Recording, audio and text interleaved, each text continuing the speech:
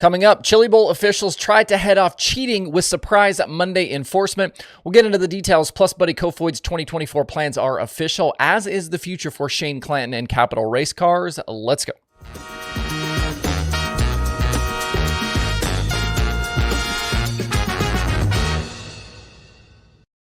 It's Tuesday, January 9th. I'm Justin Fiedler. This is DIRTRACKR Daily. The first official race night of the Chili Bowl provided us with no lack of things to talk about, from the great racing to the significant step up in the tech and officiating process. That officiating caught everyone by surprise during the ramp up to last night's feature, when officials approached every car on the track before they were to be pushed off and started checking drivers for smart devices and swapping out receivers. We saw the smartwatch situation play out at the Dirt Late Model Dream at Eldora back in June, with officials there concerned that teams were communicating via the devices to the drivers in the car. Using text messaging or Bluetooth earbuds, teams can pass along information about racing lines and where other competitors are driving. You might remember we did a daily show about it that did a whole crap load of views. And apparently those concerns about this type of communication continue to be on the minds of those in the sport. Besides the checks we saw last night, Clinton Boyles talked about it being something that was discussed around the Eldora Million. And along with the watch checks, the receiver swaps was something I certainly hadn't seen before. Officials were clearly of the mind that some may have been using their devices to get information from crews as well, and although the standard receiver device is only one channel, the Racing Electronics version has a 2-channel setup. A driver could potentially have race control on one of those channels and under cautions flip to the second one to receive communications from their teams. Swapping out those devices would obviously eliminate that ability. Something to consider here, though, is even with the checks for technology, it doesn't end crew guys signaling, which we see plenty of, or the ability to still peek at the big screen, which seems to still be happening even though it was moved.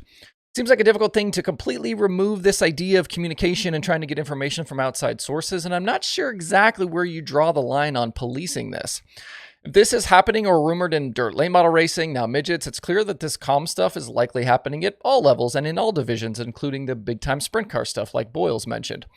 Chili Bowl officials have also stepped up other checks, with regular tire samples being taken last night. Officials making sure guys were on the correct right rear tire, which was happening at the top of the ramp. And the top 9 were all teched after last night's feature for traction control in their ignition boxes. We've quickly moved on from just checking for safety and the correct fuel color at the Chili Bowl to much more serious and determined teching. As for last night's racing, we had really good action from start to finish. I thought the track prep was on point and the elbows were definitely out. The feature was controlled by Keith Kuhn's cars, with Ken and McIntosh out front early from the pole, and then Tanner Carrick charging from 4th to the lead before halfway. The real battle for much of the second half of the feature was for that second lock-in spot, with Shane Golobic, McIntosh, Chase Briscoe, and Michael Pickens really going to war. Golobic eventually won out and was able to even challenge Carrick late for the lead. Tanner Carrick, though, able to pick up the win. It was his second prelim win in 3 years, and Golobic grabbed that other locked-in spot for Saturday's main event. 3rd through 8th, and Michael Pickens, Chase Briscoe, Chris Windham, Ken McIntosh, Trey Marcham, and Joe B. Miller go on to a Saturday B-main. Joe B was the night's really big mover. He went 11th to 2nd in his B-main and then 20th to 8th in the main event. So a lot of passing for Joe B.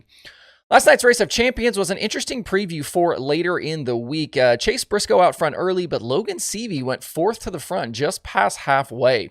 He was gone by the checkered flag, topping Tyler Courtney and McIntosh. That Kevin and Jordan Swindell owned 39 looks to be picking up where they left off last season, as Seavey was also quick time for the Race of Champions. Seavey won the USAC National Midget Championship this year with Abacus Racing on this midget tire, which we talked about yesterday. And Clinton Boyles mentioned during the broadcast how good Logan is on this tire. He certainly showed that last night. The last time, though, that the Race of Champions winner went on to win the Chili Bowl that same year was 2013 when Kevin Swindell did it. I'm not sure if that's a good sign or a bad one here. Tonight's prelim program will be stacked yet again with names like Buddy Kofoid, Tanner Holmes, David Gravel, Kevin Thomas Jr., Zach Dahm, Hank Davis, Parker Price Miller, Boyles out of the announcer's booth and into the driver's seat. Chase McDermott, Timez, Jake Andriotti, all of those set to compete among many others. Schedule for today, same as it was yesterday. Hot lap scheduled for 4 p.m. Central Time, racing to start at 5. If you are not headed for Tulsa, watch it live over on Flow Racing. We talked back on Monday about what the future holds for Roth Motorsports and their national sprint car touring plans for 2023. We got half the answer officially today with the announcement that Buddy Kofoid will indeed tackle the full World of Outlaws sprint car schedule this year. This was not unexpected, like we talked about a few days ago, as the deal had been in place with the Outlaws and Kofoid for a few weeks now.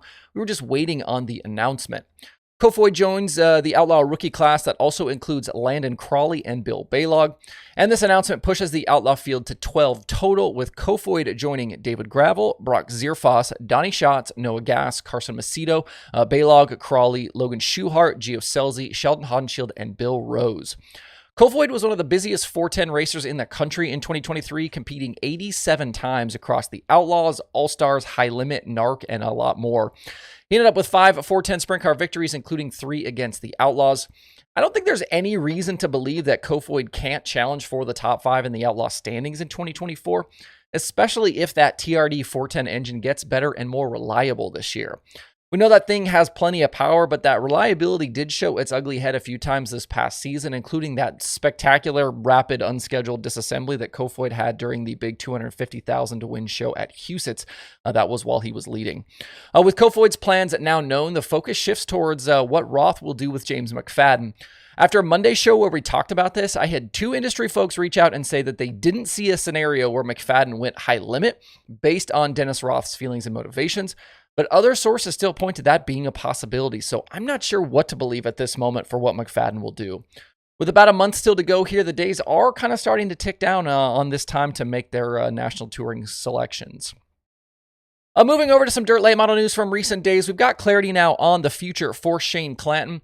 The Georgia driver's 2024 season was in question after he was replaced at Skyline Motorsports by Mike Marlar late in 2023. Along with Clanton's murky situation, there were also a lot of rumors around about what would happen with Capital Race Cars, which builds dirt late model chassis and the chassis that Skyline and Clanton had been racing. But late last week came word that Clanton and Chad Smith are purchasing Capital Race Cars from Marshall Green. Under the new arrangement, Clanton and Smith will oversee Capital's race car business, but Green and his fabrication company will continue to manufacture the chassis themselves. This means no national tour schedule for the Georgia Bulldog, who will instead be able to spend more time with family while running the business. In the release, Clanton said he'll likely race 20 times this year around the Southeast in between testing, development, and customer support at the track. So a big shift for Clanton, and the Capital line here stays in business for the future. That's it for today's Daily Show. The weather in the East today is a bit ugly, so make sure you guys stay safe out there. Pay attention to those warnings and watches and all of that stuff out there. I hope you guys have a great Tuesday. We will see you right back here tomorrow.